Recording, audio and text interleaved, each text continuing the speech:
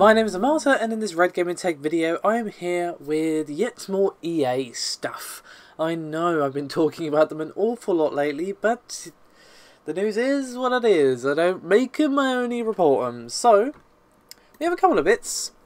First of which is regarding their stocks. Now, everyone has been hammering on EA and of course Star Wars Battlefront 2, and to be honest they kind of deserve it, and they also deserve the fact that the Pride and Accomplishment line has now become a meme on Reddit.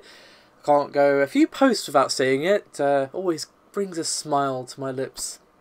Anyway, the real question is any of this actually having any real world impact? Now of course we did see some dip in stocks when this was very still in the news, but we're kind of seeing a bit more of a sort of longer term decrease.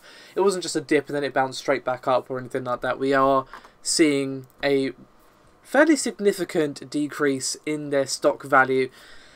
And since the controversy really took off at the beginning of this month, the stock price has fallen approximately 12%, which is pretty significant when it comes to stock value, as it has wiped out over 3 billion in shareholder value. So 12% sounds small, but when you're talking in the millions and obviously billions sometimes, that is actually a fairly sizable chunk. And if you look on screen right now, you will see the decrease that has been happening since the start of November. However, let's not get the doom bells out just yet, because, well, this is only for the month of November. Will it continue to decrease? Possibly.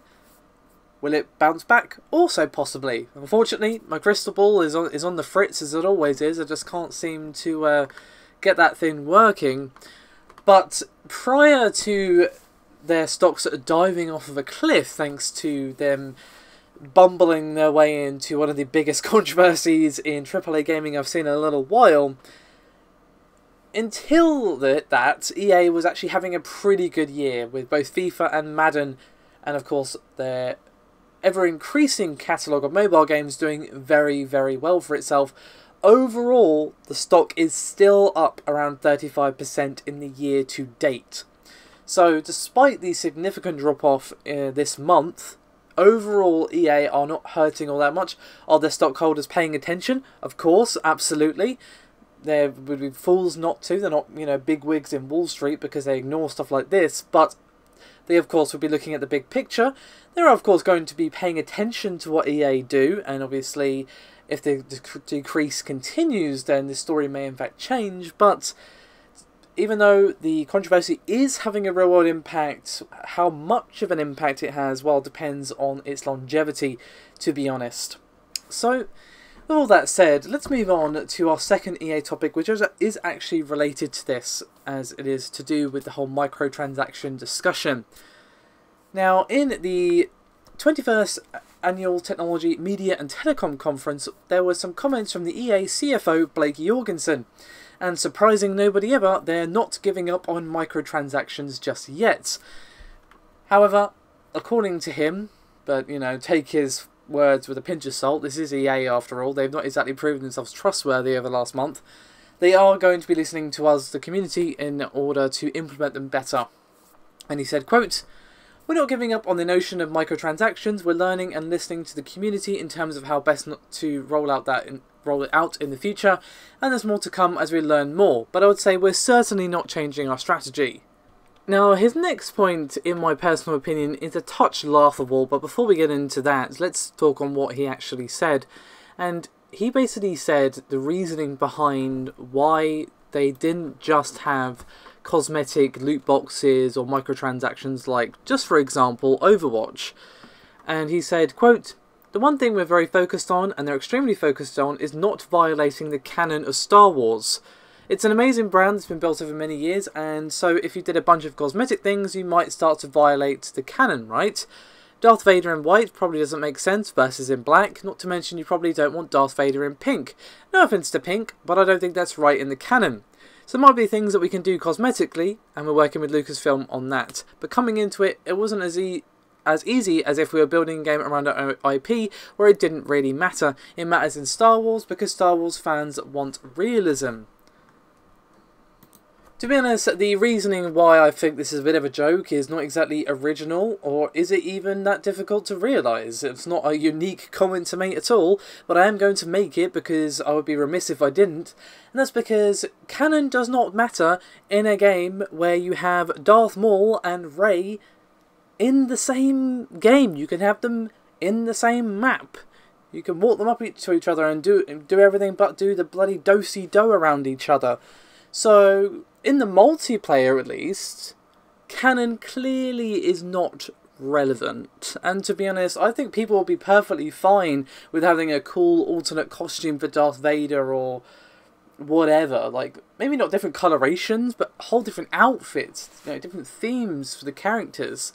Maybe even different outfits for different maps. Like if there's like on a cold weather map, you could have like, hey, you can unlock, you know, Arctic Luke Skywalker or whatever, just for example. I think that would have been really cool and a way better way to do the microtransactions if you had to have them in a AAA game, which, you know, is debatable. But regardless of that discussion, which I don't really want to get into again because the horse is so dead it's starting to smell, I think his argument is ridiculous, and from the sound of it is that they're probably going to do it anyway, to be honest. So it's like, why do you not just do this? Canon is not a valid answer. That is not a valid answer. I'm sure people would rather have pink Darth Vader than to have to cough up more than a month's wages to unlock everything in a video game. I mean, that's just me. That might seem something like, you know, out there, like alien concept to you, Blake Jorgensen, but I think most people would prefer to have pink Darth Vader over being nickel and dimed till our wallet screams for mercy. Well, one last comment, and I also disagree with this. And he says, basically, that it's one of the best games they've ever built. And he said, quote, "This is one of the best games we've ever built, and we're hearing that from the best players who are actually playing the game and engaging in the game. The retention day over day is better than we've seen in almost any of our games, the depth of the game is incredible, the size of the game unbelievable, and we'll be adding in the next couple of weeks more content than we've ever added in a game before."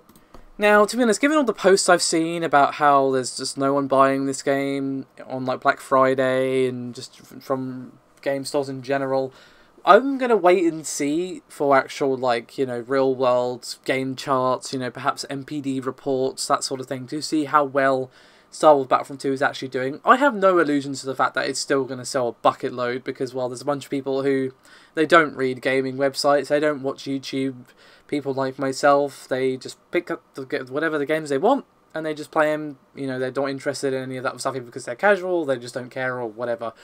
The reasoning behind it is irrelevant. It's still going to sell a lot because it's Star Wars, but I do think it's going to sell a lot less than it would have done had they not done this. So I'm going to take his comment about that with a pinch of salt, and I heavily disagree that it's one of the best games I've ever built. No. No, no, no, no, no. That's all I need to say, just no, N-O, no. So, yeah, we're going to have to see sales-wise. Obviously, we can't see what it would have had because, you know, unfortunately, we can't peek into alternate realities yet. But we can definitely speculate, so it's going to be an interesting one, to say the least. Anyway, that's me done for this video. Thank you very much for watching, and I'll see you next time.